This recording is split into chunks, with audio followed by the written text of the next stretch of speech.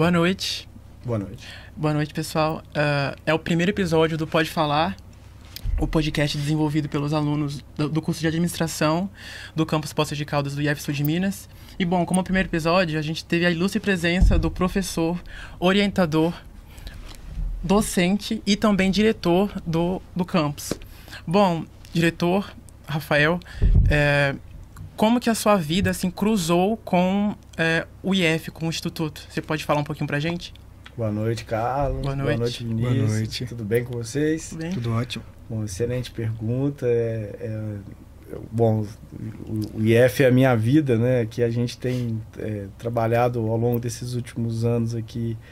Eu já fiz mais de 10 anos, na verdade 11 anos já de IF. E agora, como você disse, estou há pouco mais de 2 anos como diretor do campus. Né? Primeiramente, queria parabenizar, né, vocês aí do curso de administração. Essa disciplina dos microprojetos de extensão, ela nos traz uma quantidade de produtos, digamos assim, de ações muito importantes, né, principalmente que integram a nossa sociedade com o Instituto. Então, estar nesse projeto aqui, participando, tendo a honra de participar do primeiro programa, é um momento muito especial para mim também. E espero que, né, esse aqui seja apenas o primeiro de inúmeros, dezenas, centenas de episódios do Pode Falar. Adorei o nome, né? Muito criativo. Quem que pensou nesse nome? Por que será, né? Pois é. Tem um vermelhinho, tem um verdinho, tá ótimo. Tá Fica ótimo. a dica aí para o pessoal pensar e refletir. É isso aí. Bom, eu sou professor de física, né? Minha área, tenho um doutorado na área de física atômica e molecular. Trabalhei com espalhamento de elétrons e moléculas de biocombustíveis. Tudo a ver com cargo de diretor, né? Ah, sim. Uma hora vai cruzar, você vai entender. Porque, como físico, né, a gente aprende muito a resolver problemas. Então, quando você aprende a resolver problemas, você acaba caindo nesses cargos aí de gestão. Pessoal, né? essa é para quem pensa que ser diretor é fácil. Né? Pois é. E então eu me formei, né? Terminei o meu processo de formação. Terminei, assim, a gente sempre continua estudando, mas terminei o processo de formação tradicional e formal com o meu doutorado lá em 2015. Mas entrei aqui no IF Sul de Minas em 2013, antes até de terminar meu doutorado. Então, na verdade, eu estou errando as contas aqui. Já estou fazendo, na verdade, 12 anos já de IF. Passa muito rápido, né? E agora em maio, inclusive, faço 12 anos. E, bom, ao longo desse período, eu passei nesse concurso aqui porque sempre tive muita vontade de ser professor. Então, atuei ao longo desses últimos anos aí em cursos de engenharia, nos cursos técnicos integrados, de gestão ambiental, de biologia, né? Enfim, vários cursos, os cursos de pós-graduação, ensino de ciências, mestrado. Eu ainda sou professor do mestrado aqui em educação profissional tecnológica. Então, atuei em várias vertentes, vários níveis aqui do campus, atuo também ainda. E na verdade é uma paixão muito grande pela docência, né? E pela pesquisa, pela extensão, né? Eu gosto muito de fazer esse processo formativo com os alunos, de trabalhar com inovação, com projetos de pesquisa, levar o Instituto para a sociedade, mostrar toda a potencialidade desse Instituto. Então, o que me trouxe ao Instituto foi a vontade de ser professor e encontrar uma instituição tão maravilhosa, com tantas possibilidades de transformação de vidas que a gente tem aqui na nossa rede federal, que é imensa, né? Então, a gente sabe que o IF assim, é relativamente recente, né? E até a estrutura dele é muito boa, sendo que na última avaliação a gente recebeu a nota máxima, tá? Na estrutura do campus. Então, assim, mas o que você acha que no campus tem de oportunidade para as pessoas que pretendem ingressar e de desafios? Excelente, assim, o IF Sul de Minas, né, como um todo hoje, ele está em todo o sul de Minas, né, porque a gente, na verdade, hoje nós temos 9 campi, né, em 9 cidades diferentes. Poços de Caldas, Pouso Alegre, Passos, Três Corações, Carmo de Minas, Inconfidentes, Machado, Muzambinho e agora Itajubá também com novo campus. Então são nove campi que a gente tem no sul de Minas. Mas a gente atende mais de 40 cidades na região com polos, né? Então a gente tem campos como esse daqui nessas 9 cidades e mais de 40 cidades da região aqui atendido com cursos, né? Então Andradas tem um curso nosso, enfim, Cabo Verde tem e assim vai, né? As oportunidades que a gente tem para oferecer, na verdade, elas começam desde cursos de curta duração, né? Então, curso de produção de audiovisual, ou então, né, a parte... a gente fez recentemente um ciclo de cursos de curta duração para o setor hoteleiro, para o setor de turismo, então até cursos de garçom, de cozinha de restaurante. Então, são vários tipos de cursos que a gente chama de curso FIC, né, de formação inicial, nesse caso, ou pode ser continuada para aqueles que já têm alguma formação. São cursos de 20 horas, 30 horas, 40 horas, 160 horas, que nós conseguimos certificar, e começa também com os cursos técnicos, né? Então, esses cursos técnicos, eles podem ser cursos que você pode fazer um técnico em eletrônica, um técnico em informática. Pode fazer esse curso depois que você termina o ensino médio, né, que é o que a gente chama de curso subsequente, ou tem a grande possibilidade que a gente, os meninos olhos aí, que é o curso integrado, né, que é o curso técnico integrado ao ensino médio, que você faz o técnico junto com o ensino médio. Ótimo você tocar nesse assunto do técnico integrado ao ensino médio, porque assim, até um pouco tempo atrás, era só elétrico e informática, né? Cresceu para administração também, que abriu. A gente pretende abrir novos... A grande... É uma excelente pergunta. A grande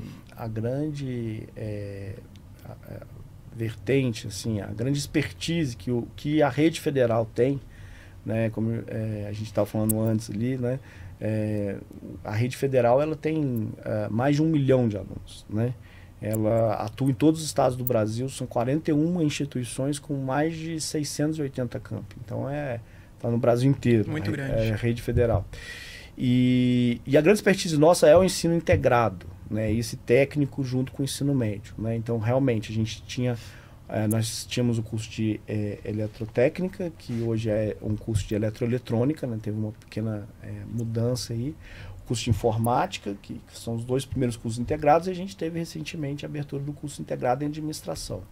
Existem sim estudos para que a gente tenha uma expansão do nosso campus. A gente tem feito, inclusive, solicitações ao Ministério da Educação, diversos deputados e até ministros, também outros ministérios, né, até o próprio Ministério do Desenvolvimento Agrário, para vocês terem uma ideia, estão nos apoiando na questão do pedido em relação à expansão do campus. E a expansão do campus significa a gente aumentar o número de docentes e de técnicos. A gente conseguindo essa expansão, que a gente está com uma boa expectativa aí, né? Claro que nada está aí consolidado, mas a gente tem essa expectativa. Com certeza, os primeiros cursos que a gente pretende abrir com essa expansão são cursos técnicos integrados, porque é uma das nossas grandes missões, né? Que é onde a gente consegue dar a formação básica geral, mas de uma forma integrada, uma forma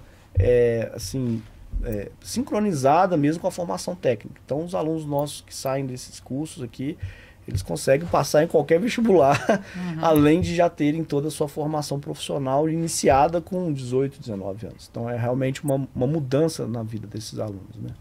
E nas oportunidades que você tinha falado, a gente continua, além dos cursos técnicos, aqui com as nossas graduações, né? Então, vocês aqui são da graduação do bacharelado em administração, né?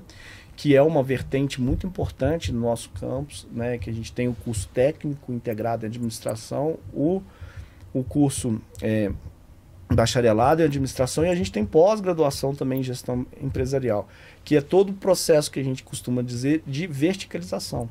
Você pode entrar aqui com 15 anos de idade e sair com a pós-graduação, né? Entrar no ensino médio e sair com a pós-graduação no mesmo campus, né?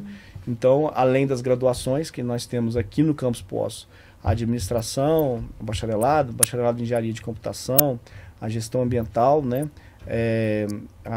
Nós temos também as licenciaturas, né? Ciências biológicas, geografia, letras também EAD, né? Então, além dos cursos de graduação, a gente tem as especializações, né? Então tem ensino de ciências, informática na educação, gestão empresarial na área de vocês. Nós temos também o mestrado em educação profissional tecnológica. Então veja que a gente começa desde os cursos de curta duração e vai até a pós-graduação estrito sensu, que é para quem não entende direito ainda essa questão de lato sensu, estrito sensu. A lato sensu são as especializações, aquelas pós-graduações mais curtas que você faz logo que você sai da graduação.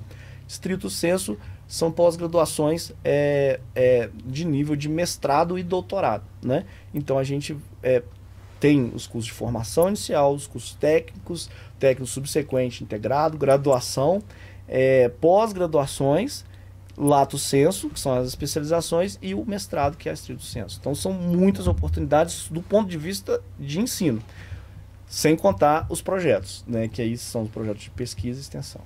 Certo. E os desafios? Desafios. Bom, os grandes desafios para quem quer entrar aqui dentro então, na minha visão hoje, estão muito mais relacionados a um contexto mais global, nacional, né? Que a gente tem local também, né? No caso, por exemplo, quando a gente pensa em Campos Poços de Caldas especificamente, a gente está aqui localizado na zona sul de Poços de Caldas, com muito orgulho, né? A gente tem uma felicidade muito grande de estar aqui. A gente ama aqui o nosso campus, a nossa comunidade, nossa região aqui. Mas às vezes para alguns alunos de outras regiões ou de outras cidades até tem essa questão do transporte. Né? Hoje, por exemplo, a gente sabe que existe uma tarifa na cidade que, principalmente para os superiores, que ainda não, principalmente para o campus Poços de Caldas, né? Que a gente não tem ainda esse acesso ao meio passe, né? A gente, inclusive, o campus, ele entrou junto com a Procuradoria do Ministério Público, né? O nosso procurador federal aqui, ele está nos acompanhando nesse processo de pedir esclarecimento, de entender por que os alunos do nosso superior não têm acesso ao meio passe, né? E a gente está tendo uma evolução positiva nesse sentido, observando que isso está sendo avaliado pelo Ministério Público. Provavelmente a gente espera que haja alguma decisão judicial em breve, como já houve para outras instituições, né? A gente tem instituições hoje na cidade que os alunos têm o meio passe, né? De ensino superior, e por IEF de Minas a gente ainda não tem. Então a gente está buscando isso, né? Essas outras instituições, esse meio passe foi conseguido via judicial, com o diretório acadêmico dessas instituições, né?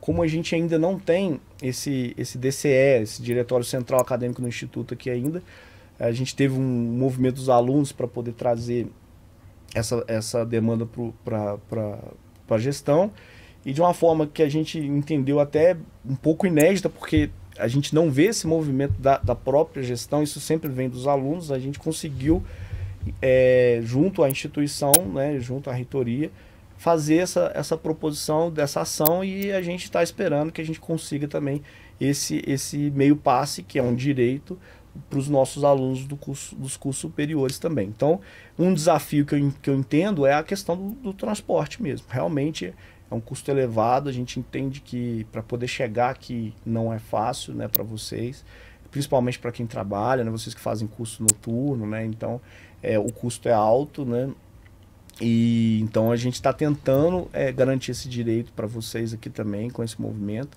E também, além disso, a gente sabe também das dificuldades que na verdade se referem a todos os alunos que estão em cursos superiores, relacionados à manutenção mesmo, né, das suas necessidades básicas de alimentação, de vestimento, de moradia. Então, a gente entende que é uma fase que para quem está principalmente no curso superior, né, conciliar a questão do trabalho e o estudo para conseguir se manter é realmente muito difícil.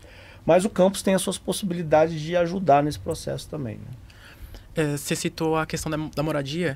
Diversos campos no país, do IF, tem essa questão da moradia. Você acredita que aqui seja viável? Porque, como eu citei no início, é relativamente recente. O tempo do campus é 15 anos. Esse ano nós vamos fazer no final do ano 15 anos. Mas né? você acredita ser viável essa questão da moradia para pessoas que vêm de outras cidades e se interessam por estudar e ingressar no IF? Bom, o que acontece hoje, né? Por exemplo, outros campi que nós temos, por exemplo, a gente tem campus hoje no IF Sul de Minas que tem mais de 100 anos, para vocês terem uma ideia. O campus de Inconfidentes tem mais de 100 anos, né?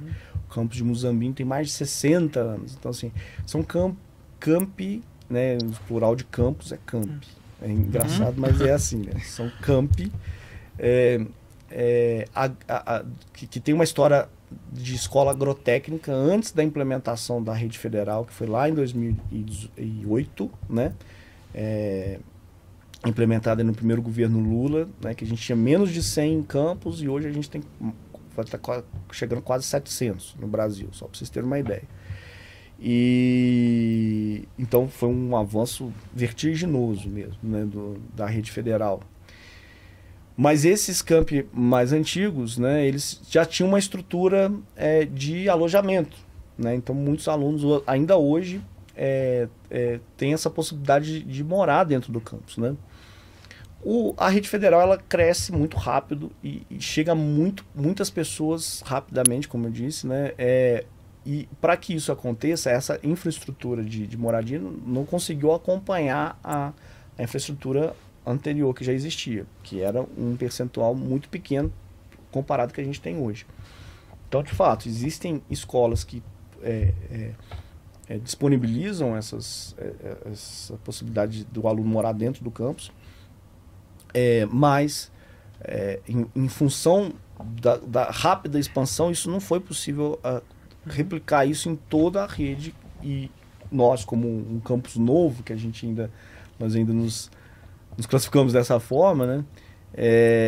A gente está nesse bojo aí, nesse bolo de campos que não conseguiu montar essa estrutura ainda. O que acontece é que a gente tem os auxílios estudantis, né? Tanto os auxílios estudantis que estão relacionados a essa ideia de auxílio moradia, inclusive, né? Auxílio alimentação, enfim, para poder ajudar no pagamento do aluguel. Auxílio transporte, né? Enfim. Então, esses auxílios que a gente tem hoje é o que entram nessa possibilidade de ajuda aos alunos nessa manutenção da própria moradia em si. Hoje, como a gente não tem essa característica de ser um campus agrícola, que às vezes demanda realmente um tempo até muito intenso do aluno dentro do campus ali, a gente não tem um planejamento, a construção de alojamentos por hora. Obviamente que isso pode mudar no futuro, mas nesse momento não. A gente entende que a gente precisa de avançar na questão da universalização desses auxílios, né? Nos auxílios moradia principalmente. Você como diretor, qual que é a maior dificuldade que você encontra assim para gerir o campus, sabe? Isso é uma pergunta... Essa é uma pergunta boa. Bom, quando a gente entrou, nós entramos ali em 2022, né? Nós estávamos num período em que nós tivemos 6 anos de governos federais, né? Os 2 anos do governo Temer e os 4 anos do governo Bolsonaro, e nós tivemos um profundo sucateamento do ensino público, certo? Uhum. Extremamente acentuado. E uma desmobilização, desestruturação de todo, inclusive da rede federal e da rede de universidades também.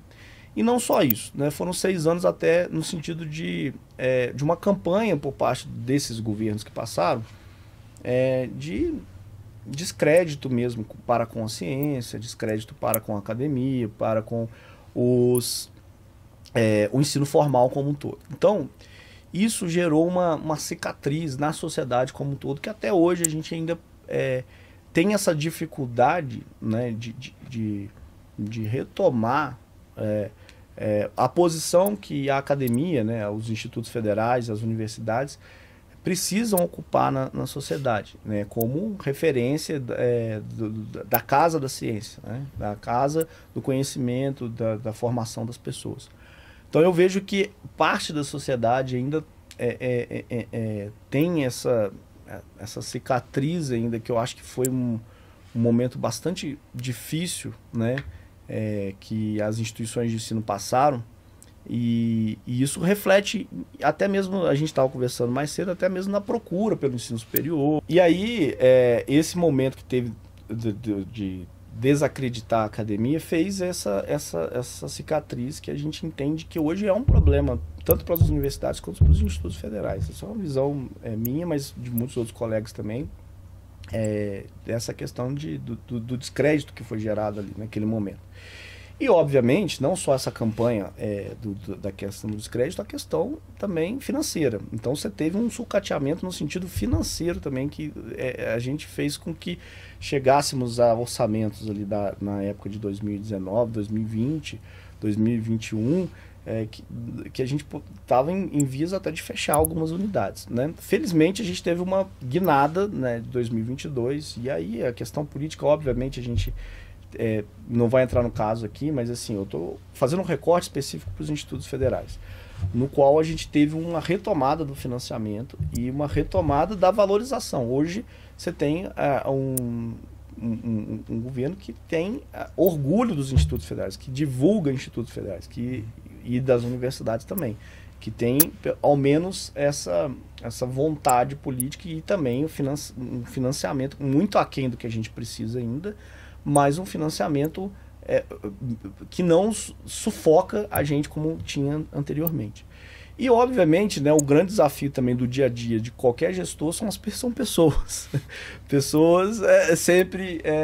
a gente... É muito difícil você trabalhar, né, com essa questão de pensar num ambiente harmonizado, um ambiente que você consiga...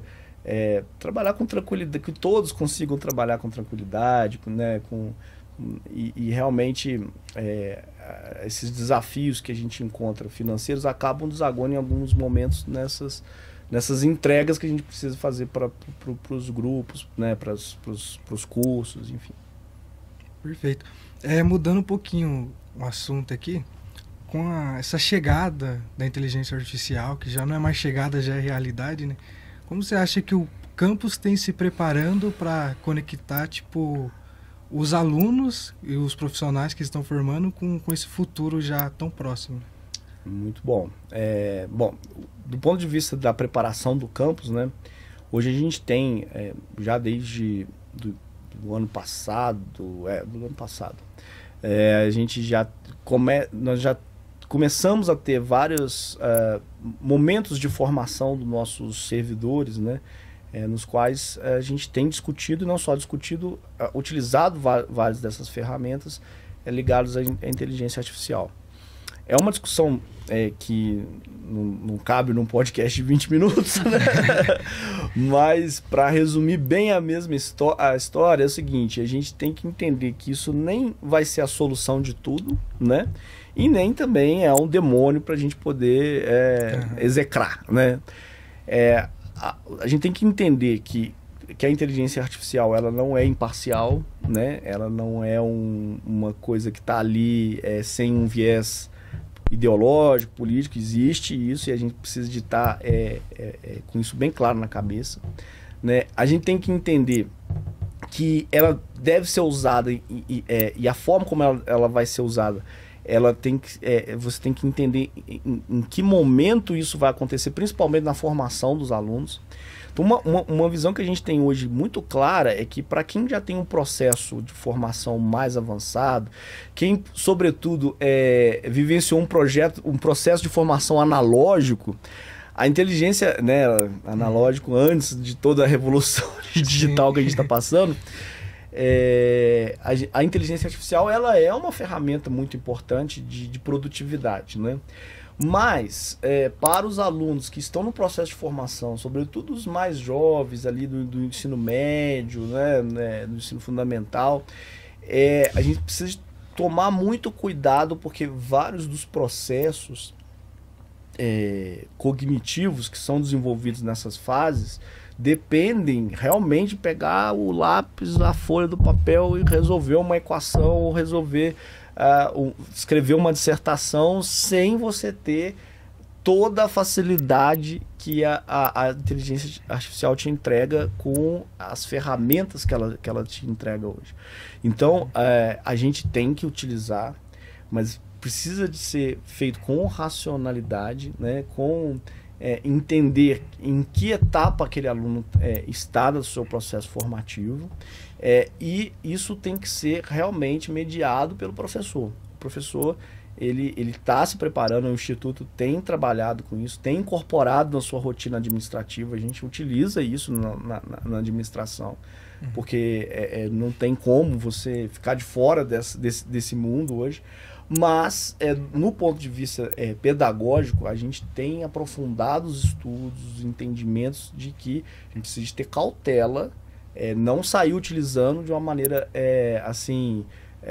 atabalhoada e assim, empolgado, que é muito bom. Não, a gente tem que ter uma criticidade para utilizar. É isso. Perfeito. Ok, e como professor, tem algum aluno que marcou você, a história dele de vida ou algo assim? Vários alunos, são vários alunos. Mas são vários, né? A gente tem... tive um orientando de graduação da engenharia, por exemplo, o Gustavo, que nós desenvolvemos um projeto muito interessante para tratamento de câncer, trabalhando com a ideia de algoritmos genéticos para fazer previsão do processo de hipertermia das células cancerígenas. E o Gustavo ele foi evoluindo e foi fazendo mestrado e eu acredito que hoje ele já está até no doutorado. Então a gente... quando vê que projetos que às vezes a gente começa ali na graduação vai evoluindo e criando uma trajetória, né, o mestrado dele foi fazer na UFJF e tá seguindo uma carreira acadêmica muito legal. Quando você vê que você começa a fazer parte de alunos que vão você vai formando novos pesquisadores, né? A gente tem a Vanessa também aqui, que trabalhou com curso, que começou em curso integrado, fez engenharia também, outros alunos que fizeram integrado em administração, fizeram o curso bacharelado em administração e fizeram a pós-graduação. Então, quando você vê esse processo de verticalização aqui dentro, entre os nossos cursos, ou o processo de que quando você orienta os alunos em determinados projetos, eles alçam voos, né, e vão trabalhar em grandes empresas, vão ser pesquisadores, e vão seguir, né, o processo de levar esse conhecimento para cada vez mais pessoas, é algo que engrandece demais a gente enquanto professor. Encerrar mesmo um conselho que você deixa para esses jovens que estão entrando hoje no IF. Olha, eu vejo que primeiramente, né, independente do curso que você esteja fazendo, assim, não desista. O mais importante. Para aquele que está entrando agora no IF, né, para quem é nosso aluno recém-chegado aí. As dificuldades elas existem, né? Mas o Instituto está aqui para ajudar, né? Como a gente já falou aqui, a gente tem várias possibilidades, auxílio estudantil, pessoal do superior, né? A gente tem ofertado almoço, né? Para aqueles que têm tido necessidade, noturno lanche, né? Também as bolsas de pesquisa, de extensão, né? Então, por mais difícil que pareça ser ali no início, não desista, busque aqui os nossos setores, as nossas coordenações, né? A coordenadoria de assistência ao educando, a coordenadoria de ensino, né? Para que a gente possa ajudar dar a mão para vocês, para que a gente possa ajudar a passar essa fase difícil, porque depois que você consegue se estabilizar nas suas condições aqui, a gente entende que vocês que estão fazendo o curso sabem disso, que o IF transforma a vida das pessoas. Com né? certeza. Vocês entram e saem uma outra pessoa aqui. Então, eu acho que o principal é isso, assim, sejam resilientes e saibam que nós estamos aqui para ajudá-los a passarem por todas essas dificuldades e vocês vão conseguir se formar. Então, professor Rafael, muito obrigado por compartilhar conosco as suas visões, as suas experiências. Somos muito gratos. E para você que ouviu até agora, também agradecemos pela sua participação. Deixe aqui nos comentários o que você achou dessa primeira entrevista, sugestões para os próximos. E fique ligado, que em breve virá mais novidades também. Fiquem atentos às nossas redes, Spotify, YouTube, Instagram, TikTok? TikTok também.